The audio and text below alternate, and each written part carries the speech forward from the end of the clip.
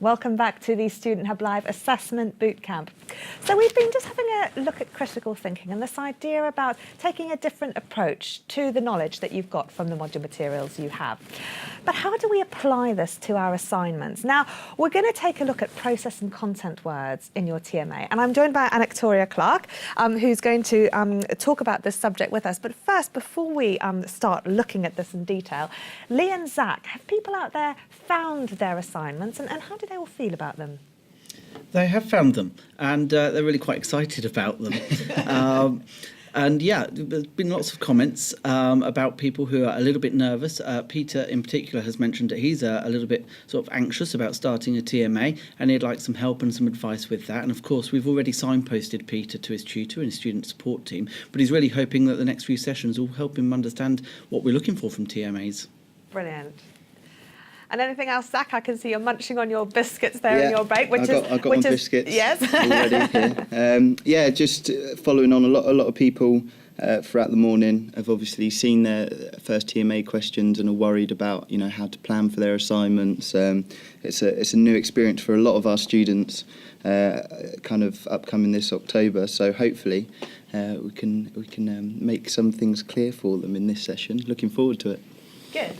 Now, don't worry too much about your assignments. You can worry a little bit, but not too much about your first assessment, because the whole name of the game with assignments is that we give you a task, you read the module materials, and then you answer the question and we evaluate the extent to which you've answered that.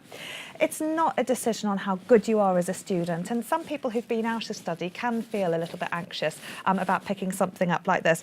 Anactoria, you work a lot on the Access programme, and often people come to the university thinking, oh, I haven't studied for so long, it can be a little bit daunting. Tell us a little bit about how people might start feeling anxious about their first assignment and why you think that is. I suppose it feels like a test. You might have opened the box with all your module materials and that might have been quite a bit of a challenge, and diving into the module materials for the first time in a long time is another challenge, and then all of a sudden you've got this thing that you've got to submit and somebody's passing judgment on it, and it can feel like a big investment of your time and your energy and of you actually. So I think there's a lot at stake for students when they submit that first assignment. They feel that they're putting a lot of themselves into it. No, it does. I mean, 80% of our students have already found their first assignment, so that's brilliant, because knowing the task can often help alleviate some anxiety, because once you recognise what's happening with it, you can then sort of start to plan for it. Now, some of our students may not know about how assignments are weighted and how they work, and that at level 1 in particular, you just need to pass the module. Your overall grade is made up right at the end of your module at levels 2 and 3 in terms of how much it matters, but it can still feel incredibly important, that first assignment. It's really important to get it in. Yes. And it's really important to get the feedback, and it's really important to read the feedback and ask your tutor if you've got any questions about what they've written on it. Yes. And that, I think, is the purpose of that first assignment. It's for you to practice using the ETMA system, to kind of get it ready for the deadline or for the deadline agreed with your tutor, and to open it when you get it back, and to kind of take on board the sorts of things that are being written and just get used to that pattern, because that's going to be with you a long time. Forever, in fact. Forever and ever and ever if you keep studying like me. So tell us then about this process, because you're right, it is a process. It's not that the first one has to be perfect, and that if you get 60% on the first one, then you've got to get 62% on the next one, etc. Every assignment is assessing ultimately something different, with a different amount of marks and with a whole different aim. Absolutely. So, just because you find one really easy doesn't necessarily mean you'll find the next one easy or you'll improve, because they're bound to get a bit more difficult as you progress through the module. So the important thing to remember is that there might be something that you're really good at, and then there might be something that there's more of a challenge that you find. So if your marks go down, that's not a problem. That just means that that's the thing that you need to work on a little bit more and get some help with. Yeah. So it's all about bearing in mind that every assignment is categorically different, that you're looking at something different, and that's not really a value in terms of that mark on you. But it's about how well you've done at a particular task, which can be different from the next task. Absolutely. And you might be different when you're doing one assignment. Yes. You might have absolutely no time at all to study for those 2 weeks, and you might be cramming it into all the nooks and crannies and 10 minutes here and 20 minutes there. But if you get the assignment in and you pass it, that's a win. Now tell me about this, because you teach as well. Yeah. Do you see a trajectory of your students' grades, and do you ever think, Sue was at 62 and now she's gone down, etc.? Do you track those grades, and do you sort of worry about students who may fluctuate? I worry about students fluctuating simply because I worry about their own confidence and how they're feeling about it. I know that there are some modules and some assignments, so even at level 3, there's a particular really difficult one, or that's how students perceive it, for TMA 4 on one of my modules. And I know that students panic about that and they really worry about it. But actually, that's the one that they quite often do really well at. Because it's quite structured. What the assignment's asking students to do is new to them, but it's quite structured. Yeah. Now, we've asked students whether they know what process words are in their TMAs. Let's see what everyone had to say. So do you know what process words are in your TMA? We've had 49% saying no, 26% saying yes, and 25% saying that they're unsure. Now, this could either be your TMA or your TMA. So it could either be the one that they've actually looked at. But understanding the question is essential to getting the right answer, because you can write an amazing piece of work, but if it's not on the right question, unfortunately, you just aren't going to get the marks. So understanding the question is fundamental in approaching the assignment. But we've had this session on process and content words. Broadly, what are the two and why do they matter? As you say, it matters for getting the right things in your answer. We will never ask you to write everything you know on the Roman Empire. No. Much as we'd like to. Yeah. And as much as that would get some really interesting answers, actually, that will never be a question. So it's really helpful, actually. The process words narrow down exactly what they're expecting you to give, and the content words help you to narrow down which bit of the module you're looking at. So rather than viewing them as things that are more difficult to navigate, actually it's helping you to identify particularly what bits you should be putting in your assignment and narrowing down what you look at in terms of the module materials. Okay, so what's the difference between process words and content words? Process words tell you what to do and content words tell you what to do it on. Right. I think. So the content words will tell you which bit of a topic you're to look at or to which aspect the assignment wants you to address, and then the process words tell you how to go about it. Okay, which is easier then? Well, they both go together. So neither, both. Because we asked people whether they knew what the content words were. We've had slightly more people disagree, although they might be just changing in time. So we had 30% saying yes, they do, but 51% said no, and 19% said that they were unsure about this as well. So slightly less uncertainty from the audience at home right now.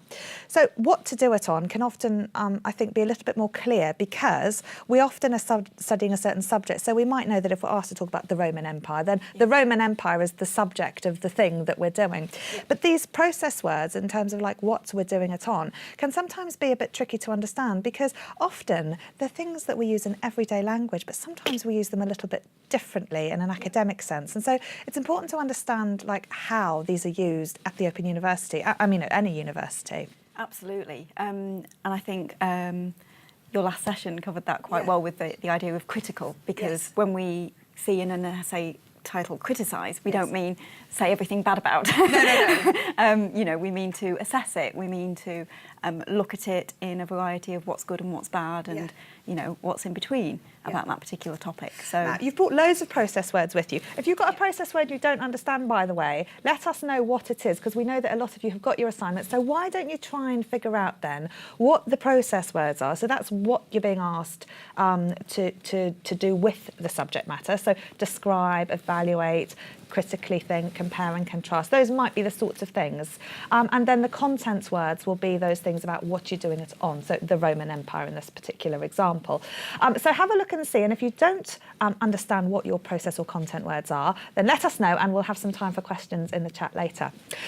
Describe, I think, is one that most people at level 1 will be very familiar with. And then they're horrified when they get their assignments back and say, there's too much description going on here. So what does something like describe mean? And how much describing is in a describing process word? I mean, that's a really good point. And I guess this is where the content comes in. So, describe the Roman Empire would just be massive. You could be going for volumes, never mind, kind of 1,000 words on that. So you're hopefully ultimately narrowed by the content. And I know that later on you'll be talking about guidance notes, which quite often point to a specific part of the module materials that you're to look at. But describe means to kind of pick out the main points, or to give a logical, outline of. Yeah. So not kind of the most minute detail, perhaps. And you said before that we would never ask people everything they know about the Roman Empire, for example. How much critical thinking goes into describing? Because, for example, sometimes I'll say to students, I know that there's all this sort of 30 pages on this, but in context of what you're being asked to describe, you need to pick up what's relevant. Yeah. You can't just describe everything, because if you describe everything, it doesn't show that you understand what matters. So if I describe my journey here to you today, and I said, you said, tell me about your journey. And I said, well, I drove up in the car, and this was on the radio, and da-da-da-da-da-da. And I started going on in detail about what I'd eaten, what I'd listened to, and you said, actually, I didn't want to know about that. I wanted to know about your journey. And that's what you did in the car, that's your experience, but I want to know about the journey. So whilst that happened, and whilst it's very, very true, it's not relevant. No. So in a sense, you're sort of describing things that aren't really going anywhere to giving the marks that you need for your assignment. Yeah, absolutely. So picking out those kind of main points and relating it back to the question, because as you said, describe your journey doesn't mean, everything you ate that morning. Yes. Although it was a substantial amount. But absolutely. So it's having that sort of confidence to be able to think what matters here in terms of what I need to describe. Yes. So I can say, right, I understand this subject, Mr. Marker, who's marking my assignment, and I'm going to tell you the things that you need to know, and I'm going to describe them in a level of detail that's appropriate. So even if my module materials had like 250 words on something, actually it's only really a sentence I need here. That's very brief, that just sort of sums up the essence of that, because I don't need to describe it in that much detail. Absolutely. And you know what, that's where the editing process will come in really useful, because quite often when I'm writing something, I find that, I just have to write to get the flow. Yes. And then I go back through it and go, oh, well, that's clearly not relevant. Yes, and it's hard to get rid of those. Zach and Lee, have people found their assignments, and is there any confusion about any words that we need to clarify? Yeah, we did have a question about content words from Susan.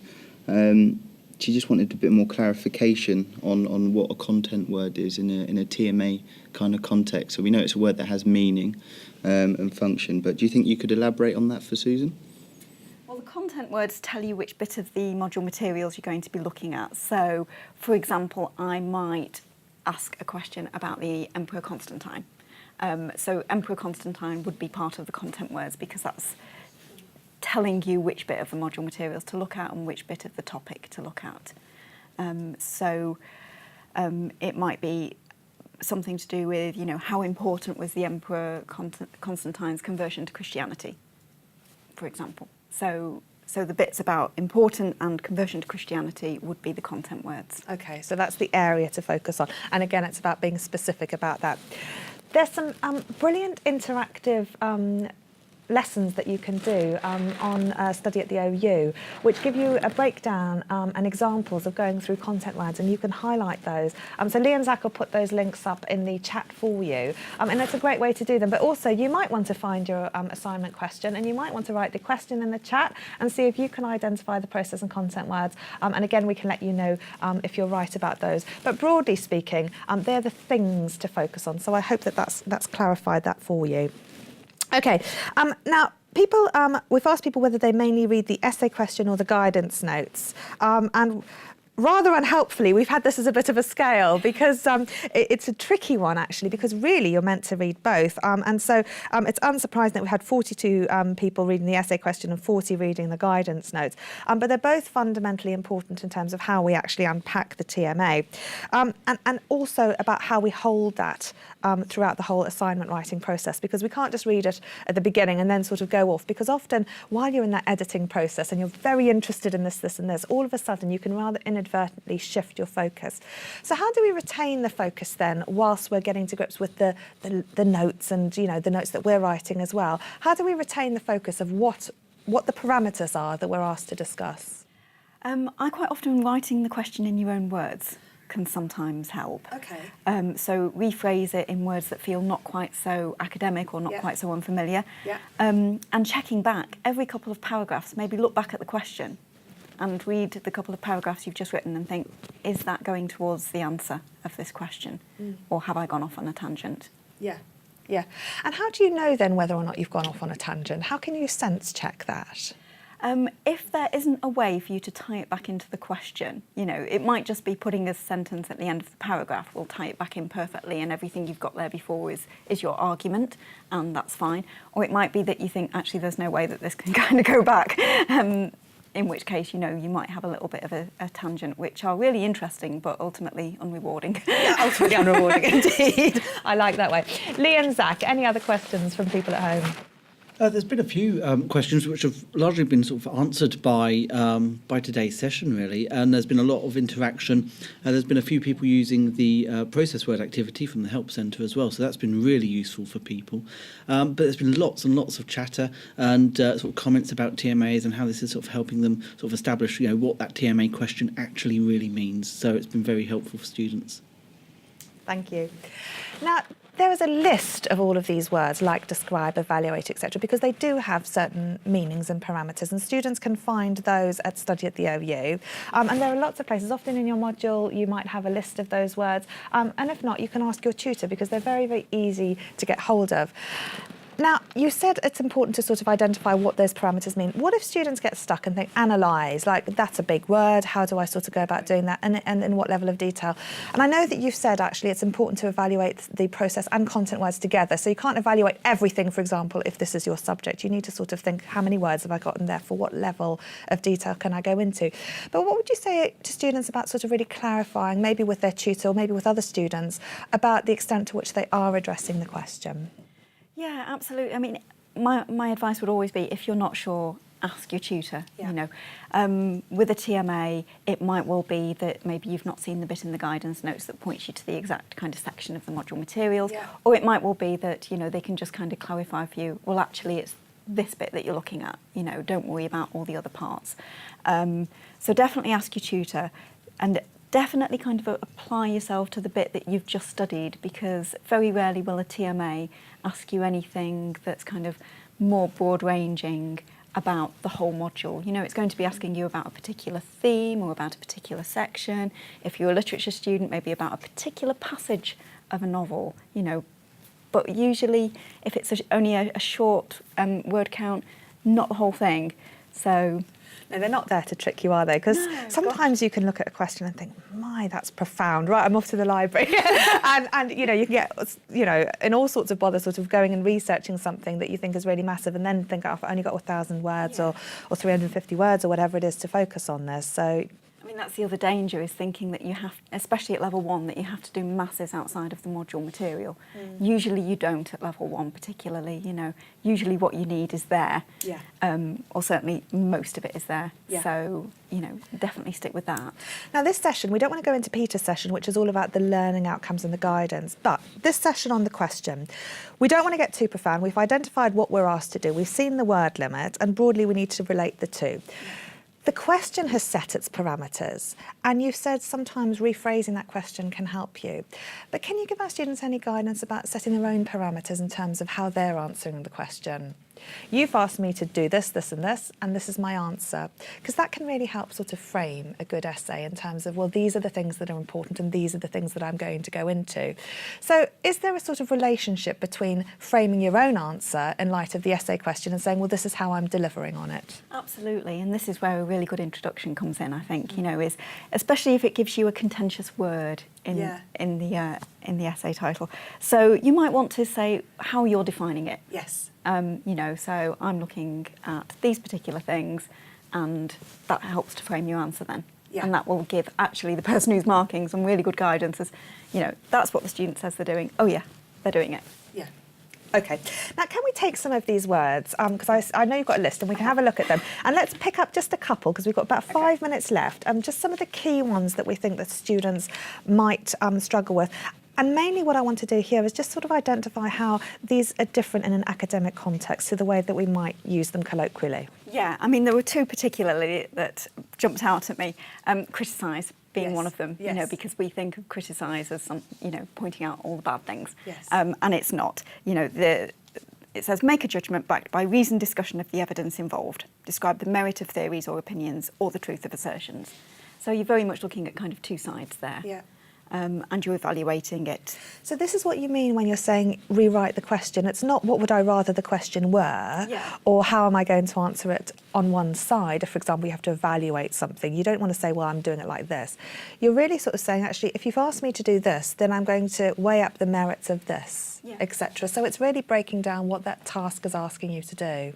Absolutely. I mean, I've got a friend who studied with the OU and she graduated last year, but she didn't understand argument until she got to level 3. Right. She didn't understand when people said construct an argument. Right. Exactly what that meant. And I think if she'd kind of got that down earlier, she would have had a much easier time. Well, to be fair to her, though, it's a hard thing because often you think, I know what that is, but actually I'm really struggling with the Roman Empire, for example.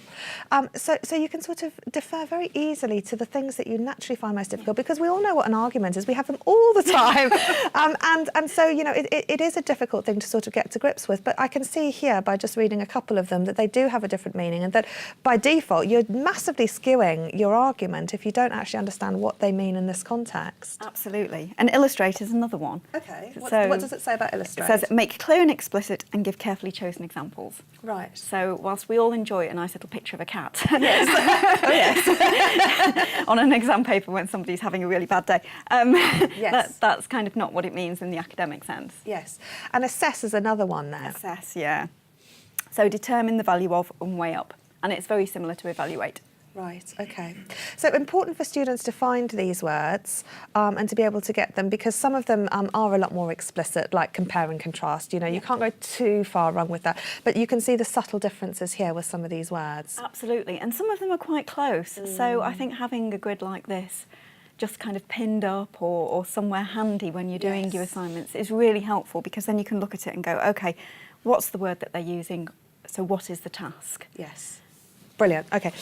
Zach and Lee, any questions before we wrap up?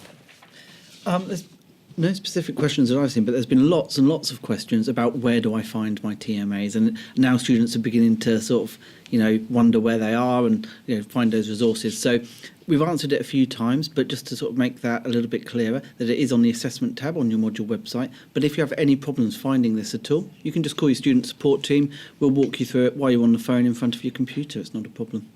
Lee, can people also find that on their study calendar? Because sometimes those link through to the assignments, so you can sort of see when they're due. They do. So when you get to the appropriate week of study, on the study planner, you'll see that there's an assessment due, and it'll have a link there from the TMA to the TMA in the assignments tab as well. So it all links through, and it all should be fairly seamless. But if there's any problems or any concerns, then you can contact the student support team. And have you found all of yours, Lee?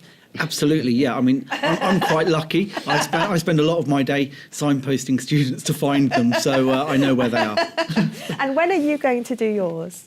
At some point before the cut-off date. A very important point. Okay. Well, thank you very much, Anactoria, for filling us in on that. And thank you all for your chat at home. Do take a look on the assessment tab on your module website and see if you can find your assignment. Our next session will be focusing on unpacking your TMA, so it'd be brilliant if you can find it before then. And again, let us know if there are any questions that Peter Taylor, who'll be joining me next, can help you with. See you in a minute after this short video, which is another of our campus tours of Walton Hall.